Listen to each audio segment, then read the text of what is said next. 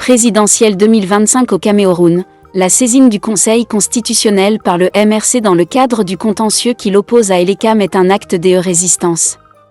Par Christian Envolo.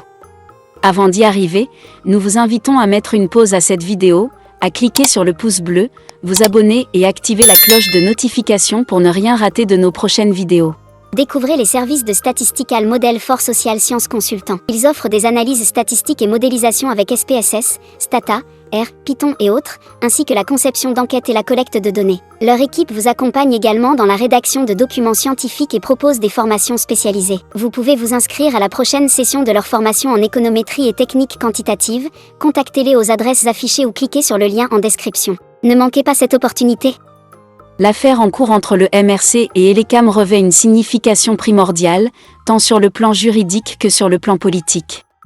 La demande d'intervention du Conseil constitutionnel formulée par le MRC, sous la direction de Maurice Kamto, émerge d'une accusation de violation de l'article 80 du Code électoral. Cet article impose que la liste électorale nationale soit publiée au plus tard le 30 décembre de chaque année. Cependant, le directeur général des élections a décidé d'annoncer la publication des listes via les antennes communales, une décision que le MRC juge constitutive d'une violation manifeste des dispositions légales. Pour appréhender cette situation, il est important d'adopter une perspective nuancée, englobant à la fois l'analyse de la régularité des processus électoraux et l'examen des conséquences politiques que pourrait entraîner la décision du Conseil constitutionnel. Cette institution joue un rôle crucial dans la sauvegarde des droits démocratiques et la légitimité des élections. Néanmoins, la question de sa capacité à se prononcer sur cette affaire est tout aussi fondamentale.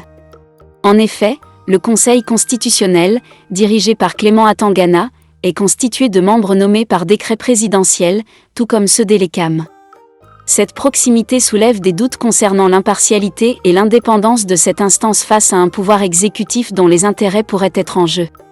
Cette situation met en lumière la fragilité des institutions démocratiques au sein d'un système où les mécanismes de contrôle et d'équilibre semblent déséquilibrés.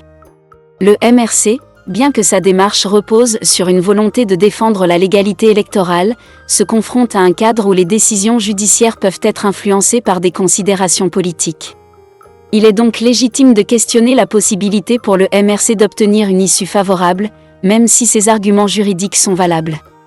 En effet, la configuration politique actuelle au Cameroun, marquée par une concentration des pouvoirs, tend à rejeter des solutions susceptibles de contester la légitimité de l'exécutif. La saisine du Conseil constitutionnel par le MRC s'apparente à un acte de résistance face à un système souvent perçu comme autoritaire et peu respectueux des standards démocratiques. Toutefois, la réalité du pouvoir judiciaire, fréquemment instrumentalisé par l'exécutif, rend incertaine l'issue de cette initiative. L'absence d'une véritable séparation des pouvoirs, combinée à la nomination des membres des instances judiciaires et électorales par décret présidentiel, met en évidence la nécessité d'une plus grande indépendance institutionnelle. Dans ce contexte, il est crucial de reconnaître que, bien que le MRC puisse avoir raison sur le plan juridique, les perspectives d'une décision favorable demeurent fragiles. Ainsi, cette affaire illustre non seulement des tensions sur le plan juridique, mais également une lutte politique plus large en faveur de la protection des droits démocratiques au Cameroun. L'avenir du MRC dans cette démarche dépendra de sa capacité à naviguer dans un paysage institutionnel complexe, où le rapport de force entre l'exécutif et les institutions judiciaires pourrait bien conditionner l'issue de cette contestation. La question se pose alors, jusqu'où les institutions peuvent-elles véritablement garantir une justice indépendante face à un pouvoir centralisé ? Cette situation est le reflet d'une démocratie en quête de maturation, où les aspirations des citoyens se heurtent à des réalités politiques parfois décevantes. Découvrez les services de Statistical Model for Social Science Consultant. Ils offrent des analyses statistiques et modélisation avec SPSS, Stata, R, Python et autres, ainsi que la conception d'enquêtes et la collecte de données. Leur équipe vous accompagne également dans la rédaction de documents scientifiques et propose des formations spécialisées. Vous pouvez vous inscrire à la prochaine session de leur formation en économétrie et techniques quantitatives. Contactez-les aux adresses affichées ou cliquez sur le lien en description. Ne manquez pas cette opportunité.